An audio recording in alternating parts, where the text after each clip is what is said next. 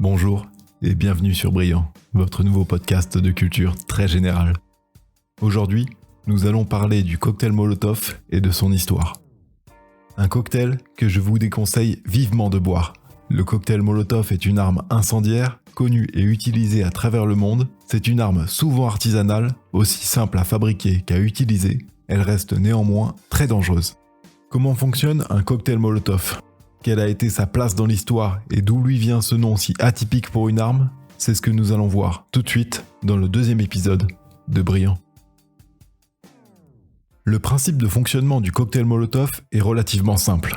Une bouteille en verre est partiellement remplie d'un liquide, le plus souvent de l'essence ou de l'alcool pur. Un tissu imbibé de ce liquide est fixé autour du goulot de la bouteille. Ce tissu est allumé juste avant l'emploi. La bouteille est alors jetée en direction de sa cible, se brise à l'impact et disperse son contenu qui s'enflamme immédiatement au contact du tissu enflammé. Même si le principe reste toujours le même, des formes plus complexes de cocktails Molotov ont été utilisées à travers le temps, en y ajoutant des substances auto-inflammables, du goudron, de l'acide, du phosphore ou encore des détergents dans le but de modifier les caractéristiques du liquide inflammable afin de le rendre plus dangereux ou d'en faire un fumigène efficace. Ce con de houille a balancé de la vodka sur le canapé pour éteindre le feu. La première utilisation connue de ce type d'arme remonte à la fin des années 30 avec la guerre d'Espagne, un conflit considéré aujourd'hui comme l'un des prémices de la Seconde Guerre mondiale. Ces grenades incendiaires artisanales, qui ne portent pas encore de nom, sont utilisées par les nationalistes espagnols et s'avèrent particulièrement efficaces contre les chars soviétiques qui soutiennent les républicains. En effet, lancé contre un char, le dispositif éclate à l'impact et répand du liquide inflammable à travers les grilles d'aération jusqu'au bloc moteur. Les tuyaux en caoutchouc fondent et le moteur n'est plus alimenté en carburant ou en air, ce qui immobilise le char. Il arrivait également que du liquide inflammable s'infiltre à travers le blindage du tank, ce qui pouvait brûler les membres de l'équipage ou avoir des conséquences désastreuses comme l'inflammation du réservoir de carburant ou encore le déclenchement de plusieurs cartouches stockées à l'intérieur du tank. En somme, une seule de ces grenades incendiaires bien placées pouvait détruire un char soviétique. Il semble donc que les Espagnols soient à l'origine de la création de cette arme. Mais c'est pendant la guerre d'hiver qui opposa la Finlande à l'URSS de novembre 1939 à mars 1940 que le cocktail Molotov prendra son nom et entrera dans la légende. Fin 1939. L'URSS, suite à plusieurs négociations infructueuses avec la Finlande pour prendre le contrôle des îles du Golfe et établir une zone démilitarisée à la frontière afin de se protéger d'une éventuelle attaque du Troisième Reich, décide d'employer la manière forte et commence une invasion massive de la Finlande. Les conflits sont très compliqués pour les Finlandais.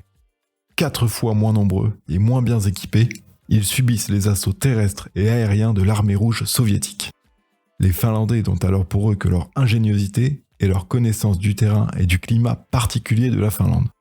Ceux-ci se déplacent à ski, contrairement aux soviétiques qui peinent à avancer dans la neige. Ils tentent des embuscades en se camouflant et profitent des pics de froid qui dépassent régulièrement les moins 40 degrés pour attaquer les Russes lorsque ceux-ci s'y attendent le moins. Face aux blindés soviétiques et n'ayant que peu d'armes anti-chars, les Finlandais vont employer massivement les bombes incendiaires artisanales utilisées contre les blindés lors de la guerre d'Espagne. Particulièrement efficaces, c'est environ 550 000 bouteilles incendiaires qui vont être produites et lancées par les Finlandais pendant les quelques mois de conflit. C'est précisément pendant la guerre d'hiver que ces grenades incendiaires artisanales prirent leur célèbre nom. L'invasion de la Finlande par l'armée rouge soviétique attira rapidement l'attention de la Société des Nations, qui accusa l'URSS de bombarder le peuple finlandais. Le commissaire du peuple aux affaires étrangères, répondant au doux nom de Vyacheslav Molotov, s'est alors défendu de cette accusation. Il a déclaré publiquement que l'URSS ne bombardait pas la Finlande, mais que ses avions larguaient simplement des provisions pour nourrir le peuple finlandais affamé. Les Finlandais ont alors appelé ironiquement les bombes lancées par les soviétiques les paniers à pain de Molotov. Et c'est avec tout autant d'ironie qu'ils ont baptisé les bombes anti-chars artisanales des cocktails Molotov. Malgré les dangers de son utilisation, le cocktail Molotov et sa légende se sont très vite dispersés à travers toute l'Europe durant la Seconde Guerre mondiale. Bien que la Finlande soit finalement inclinée face à l'URSS en février 1940, cette guerre d'hiver laissa une impression victorieuse. En effet, peu croyaient que cette petite nation pourrait tenir tête si longtemps aux géants soviétiques sans être totalement annexée. Vous savez maintenant tout ce qu'il y a à savoir sur le cocktail Molotov. Pour les curieux, sachez que le Molotov a donné son nom à un vrai cocktail, un mélange de vodka, de bière avec un peu de grenadine. Je vous laisserai chercher les proportions exactes sur internet. Avant de vous quitter, je vous rappelle que l'utilisation de ce type d'arme est interdite car extrêmement dangereuse et que l'alcool et le samplon 95 sont bien évidemment à consommer avec modération. J'espère que ce deuxième épisode vous a plu et qu'il vous permettra de briller en société la prochaine fois que vous verrez un cocktail Molotov dans un film d'action ou à la télévision lors d'une manifestation violente.